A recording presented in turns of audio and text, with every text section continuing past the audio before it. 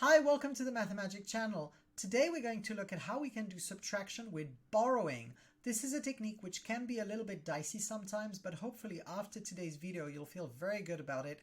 Please don't forget that in the description there will be a worksheet with some questions for you to practice. So we'll practice the 4 questions in the video right now, and after that I would recommend you attempt the questions in the worksheet. Okay, let's get going.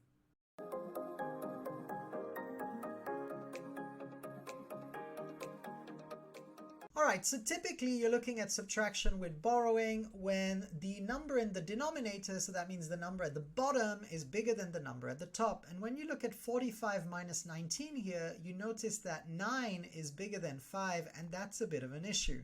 So we can't do 5 minus 9, we'll probably get a negative number, and that's a little bit tricky. So what we'll do is we'll change the 5 into a 15. So think that the 5 is a 15. And you can cross away 10 from the 4, so the 4 is 40, and if we take 10 away from it, it becomes a 3 for 30. So effectively what we've done, and why we call this borrowing, is we've taken 10 away from the 40, given it to the 5, and turned the 5 into a 15, so that now when we do 15 minus 9, we have enough so that we can subtract. So we're not doing 5 minus 9 anymore, which is impossible. We're doing 15 minus 9, which is totally doable. 15 minus 9 is 6, because 9 is 6 away from 15. And now remember, we don't have a 4 anymore. We have a 3 in the tens because we took 10 away from the 4. And 3 minus 1 is 2, so we're left with 26. So this is how much 45 minus 19 is. Similarly, in the second question, we have 7 minus 8. 8 is bigger than 7, and we need to borrow 10 from the 6. So we're going to change the 6 into a 5 first, and the 7 becomes a 17. So you can choose to write the 17 up here. You can choose to just know that it's 17. Some people like to write a little 7 and a 1 here to say that it's 17. It's really up to your preference. Some people like to make a little circle around the 17 to know that it's subtracting from 17. The technique is still the same. So as long as you're doing 17 minus 8, which is 9, and then 5 minus 2 instead of 6 minus 2, this is the common mistake, by the way, which is a 3, then you should get 39, which is the correct answer.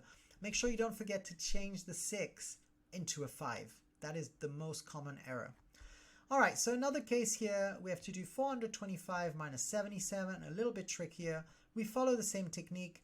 The 5 becomes a 15, and we change the 2 into a 1. So what is 15 minus 7? That is 8. And then here, instead of doing 1 minus 7, which we can't do, we'll say 11 minus 7 and change the 4 into a 3, so we have to borrow again. 11 minus 7 is 4, and then we're left with 3 minus 0, which is 3. So this is 348. In the last question, we have a little bit of a different kind of issue. We can still do 0 minus 3 and say that that's impossible and change this into a 10, which will give us a 7. 10 minus 3 is 7. However, when we borrow from the 0, there's nothing to borrow from. It's not like we can take 10 away from 0. So what we do in this case is we do what we call a double borrow. So we'll turn the 0 into a 9, and we'll borrow from the 2 and change that into a 1. So we double borrowed so that we can now actually borrow from the hundreds and give it to the tens, and so that in the tens we take a 10 and give it to the ones. So now we can do 9 minus 3, which is 6, and then 1 minus 0, which is 1. So this last case is what we call double borrowing, and that can be a little bit trickier. So I would recommend you try questions like the first 3 to start, and then a few questions with some double borrowing to make sure that you feel comfortable, and then you should be a master of subtraction with borrowing. As always, we hope this was useful to you. Please remember to like and subscribe to the Mathemagic channel, and we shall see you on the next one. Bye-bye!